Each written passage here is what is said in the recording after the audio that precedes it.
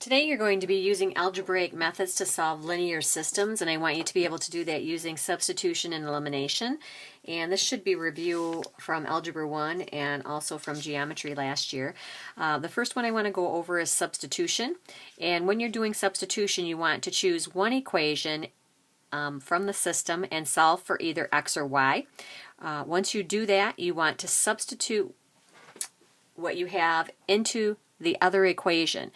And you'll find x or y depending on which variable you chose to solve for, and you'll substitute that to find the other variable. And then you'll write your solution as an ordered pair. And it might make a little more sense as we go through this example. I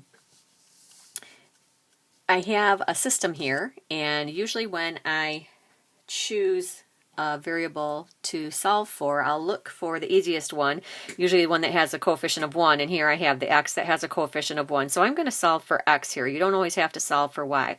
So when I solve for x, I'm choosing this equation. I'm going to get x by itself, so I'll subtract 2y from both sides, so I have x equals negative 2y plus 4. Now this is what I'm going to use to substitute into the other equation. So wherever I see the x in the other equation, make sure you don't substitute it back into here. I'm going to take this value and substitute it right here. Okay, so when I do that, I have taken this equation, I put a box here where I want to substitute it, and I'm replacing the value for x with negative 2y plus 4. So that is here. I'm going to just cover this up right here. So I'm substituting this value in for x, and then I have to distribute and simplify. And I need to go over here. I didn't give myself enough room. And I end up with y equals 1/2 when I solve for that.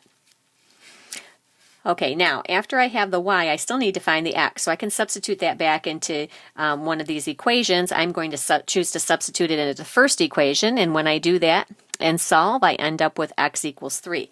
Now I need to write that as an ordered pair. So 3 is what I have for the x, 1/2 is what I have for the y. So that means if I were to graph those two lines on the coordinate plane, they would intersect at the point 3, 1/2.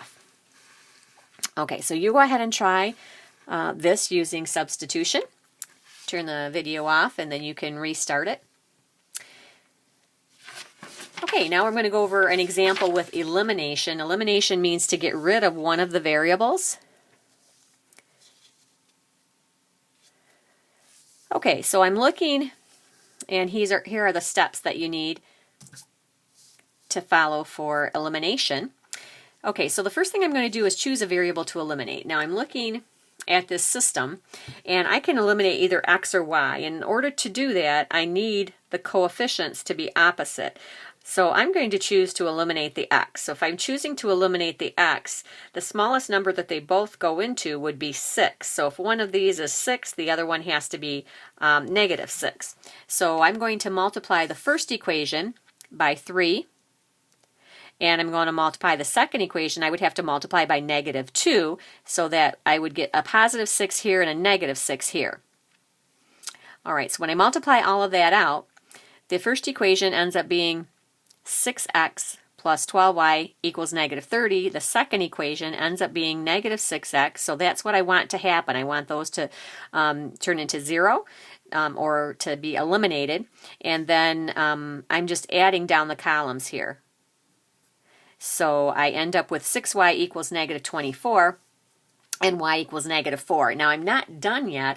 I need an ordered pair. I need to know where these two lines would intersect if I were to graph them. So I need to substitute this y back into either one of those equations. It doesn't matter which one. I chose to substitute it into the first equation. So now where I see a y, I'm going to replace it with negative 4. And then when I simplify, I end up with, here I divide by 3, divide by 2 to get 3. I'm going to end up with the ordered pair 3, negative 4. So again, that's where, that is the point where these two lines would intersect if I were to graph them. Okay, so you can turn off the video and you're going to try one of an example of elimination on your own.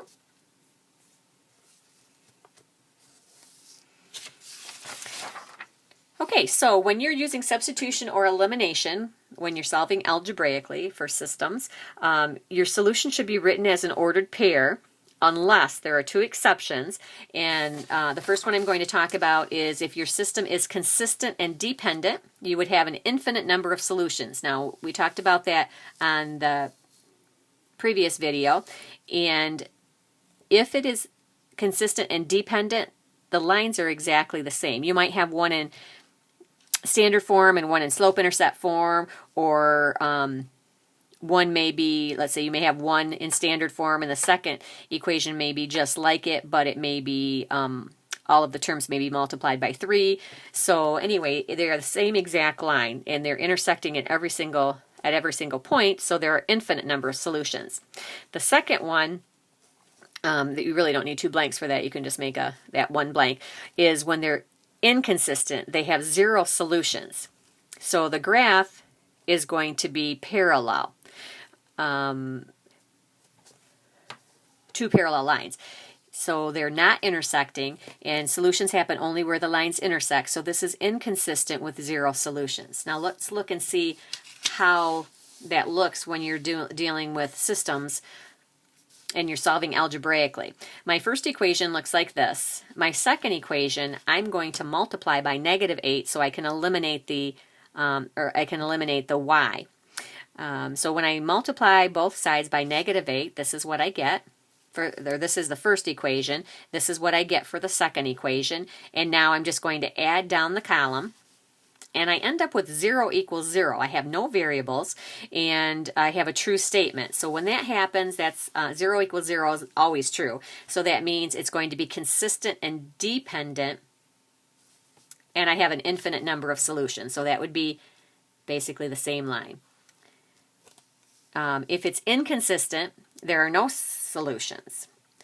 And what that looks like, here I'm going to I'm choosing to eliminate the x, so I'm multiplying both sides by -3, and when I add down the column, I end up with 0 equals 6, which is a false statement. So if it's a false statement, there are no solutions, and that would be like having 2 parallel lines. There would be no solutions.